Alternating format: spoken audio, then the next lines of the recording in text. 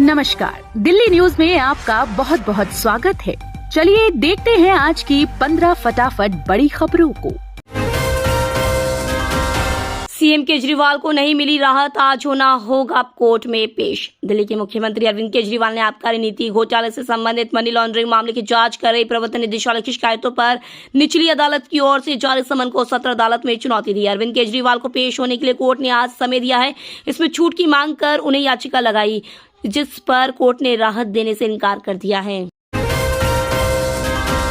केजरीवाल के बाद अब शरणार्थियों ने कांग्रेस दफ्तर के बाहर किया प्रदर्शन। नागरिकता संशोधन कानून लागू होने को लेकर सत्ता पक्ष और विपक्ष के बीच राजनीति जारी है। विपक्ष की तरफ से सीएए की आलोचना की जा रही है, लेकिन इससे शरणार्थी खफा हो गए हैं। जहां गुरुवार को हिंदू शरणार्थियों ने सीएम केजरीवाल के आवास के बाहर विरोध प्रदर्शन किया, वहीं शुक्रवार को कांग्रेस कार्यालय के बाहर शरणार्थियों ने विपक्ष के खिलाफ मोर्चा खोल दिया। उन्होंने जमकर नारेबाजी की और बैरिकेड तोड़ दिए। सुप्रीम कोर्ट से झटका लगने के 24 घंटे के भीतर मनीष सिसोदिया फिर पहुंचे कोर्ट।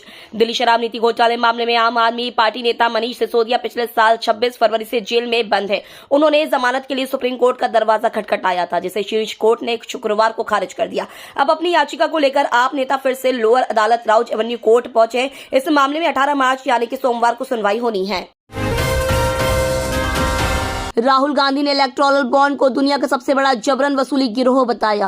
कांग्रेस नेता राहुल गांधी ने शुक्रवार को भाजपा के नेतृत्व वाली केंद्र सरकार द्वारा लाई गई इलेक्टोरल बॉन्ड को दुनिया का सबसे बड़ा एक्सटॉर्शन पैकेज करार दिया। सुप्रीम कोर्ट ने इस योजना को अब रद्द कर दिया है। ठाणे में उन्होंने संवाददाता सम्मेलन में आरोप लगाया कि योजना के माध्यम से एकत्रित किए गए धन का इस्तेमाल राजनीतिक दलों को तोड़ने और विपक्षी सरकारों को गिराने के लिए किया गया था। सुप्रीम कोर्ट के निर्देश पर एक दिन पहले ही इस योजना से जुड़े आंकड़े सार्वजनिक किए गए थे।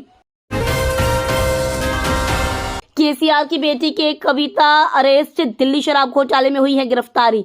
दिल्ली शराब घोटाले मामले में बीआरएस नेता के कविता को गिरफ्तार कर लिया गया है। वहीं इससे पहले दिल्ली शराब घोटाले के मामले में ईडी ने हैदराबाद वाले घर में छापेमारी की थी। इस दौरान जांच एजेंसी ने कई तरह से के सबूत इकट्ठे किए थे। अब के कविता को दिल्ली लाया जा रहा है। यहाँ जांच एजेंसी के कविता से विस्तार से पूछताछ करेगी। जिन राज्यों में कांग्रेस मजबूत, वहां इलेक्टोरल बॉन्ड में भी अलग दिखी स्थिति। चुनाव आयोग ने इलेक्टोरल बॉन्ड्स का डेटा अपनी वेबसाइट पर अपलोड कर दिया है। सबसे ज्यादा चुनावी चंदा 1368 करोड़ रुपए तमिलनाडु की lottery company future gaming and hotel services ने दिया है। इस कंपनी के chairman lottery king Martin Santiago हैं। उनकी कंपनी ने ये बॉन्ड 21 अक्टूबर 2020 से जनवरी 2024 के बीच खरीदे हैं। साथ ही बीजेपी को सबसे ज्यादा चुनाव चंदा मिला है। हालांकि चुनावी बॉन्ड का ये डेटा एकमात्र निष्कर्ष नहीं है। कई राज्यों में कांग्रेस भी बीजेपी पर भारी पड़ी है। न्याय यात्रा की समापन रैली में पवार, उद्धव, स्टालिन, अखिलेश समेत कई विपक्षी नेता भाग लेंगे। कांग्रेस के पूर्व अध्यक्ष राहुल गांधी की अगुवाई वाली भारत जोड़ो न्याय यात्रा के समापन के अवसर पर कल आयोजित होने वाली रैली में तमिलनाडु के मुख्यमंत्री एम.के. स्टालिन और समाजवादी पार्टी के अध्यक्ष अखिलेश यादव समेत इंडिया गठबंधन के कई घटक दलों के नेता शामिल होंगे। महाराष्ट्र विधानसभा में नेता प्रतिपक्ष और कांग्रेस के वरिष्ठ नेता विजय वडेट्टीवार ने पीटीआई भाषा को बताया कि स्टालिन, अखिलेश यादव और राष्ट्रीय जनता दल के नेता तेजस्वी यादव कल मुंबई के दादर इलाके के शिवाजी पार्क में होने वाली रैली में शामिल होने की पुष्टि की है। अमेरिका को भारत की दो टोक का सीएए हमारा आंतरिक मसला, आपके लेक्चर की परवाह नहीं। नागरिकता संशोधन कानून को लेकर अमेरिका की ओर से चिंता जताए जाने पर भारत ने ऐतराज जताया है।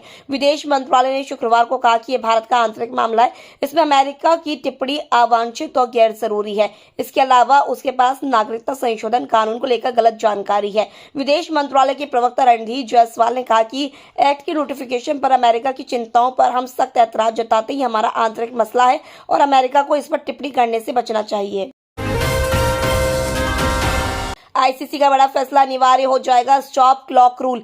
आईसीसी ने अपनी सालाना बोर्ड मीटिंग में स्टॉप क्लॉक रूल को विश्व कप से लागू करने का ऐलान कर दिया है। आईसीसी का यह नया नियम वनडे और टी20 क्रिकेट में जून 2024 से लागू हो जाएगा। स्टॉप क्लॉक नियम के अनुसार एक ओवर खत्म होने के बाद दूसरे ओवर की शुरुआत से पहले स्टॉप क्लॉक का इस्तेमाल किया जाएगा। बता दें कि दूसरा ओवर शुरू करने के लिए कप्तान और गेंदबाज को 60 सेकंड का समय मिलता है।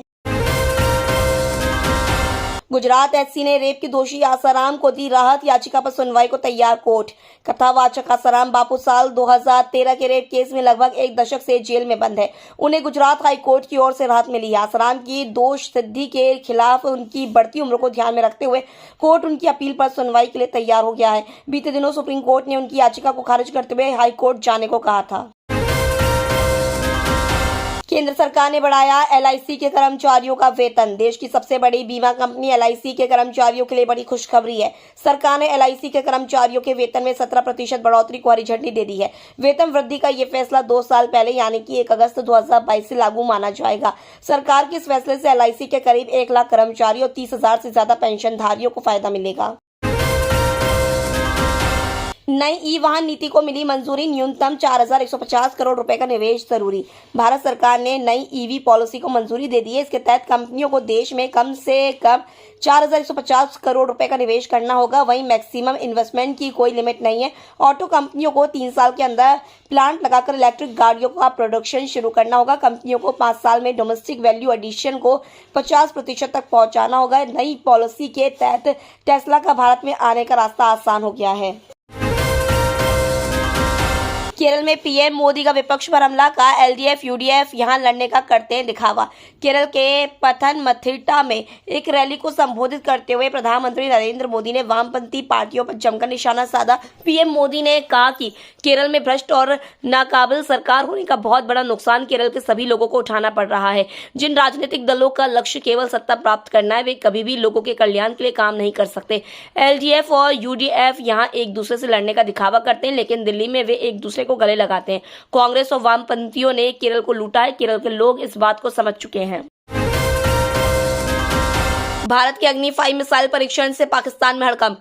भारत की ताकत को दुनिया देख रही है। रक्षा क्षेत्र में भारत अपनी ताकत के झंडे गाड़ रहा है। हाल ही में भारत ने पूरी तरह स्वदेश में निर्मित अग्नि 5 मिसाइल का परीक्षण किया। इस मिसाइल की ताकत का लोहा दुनिया ने माना है। खतरनाक मिसाइल परीक्षण की खबरों से पड़ोसी मुल्क पाकिस्तान में हड़कंप मच गया। इस परीक्षण पर पाकिस्तान ने संज्ञान लेते हुए भारत से विनती की है कि परीक्षण से पहले एक बार पूर्व निर्धारित समय सीमा का पालन कर लेते तो अच्छा होता। अग्नि 5 मिसाइल की ताकत से पाकिस्तान ने घबराहट में भारत से यह गुहार की है। प्राधिकरण के आदेश की अवहेलना करने पर सागर रत्ना समेत 35 रेस्टोरेंट पर 1 करोड़ का जुर्माना।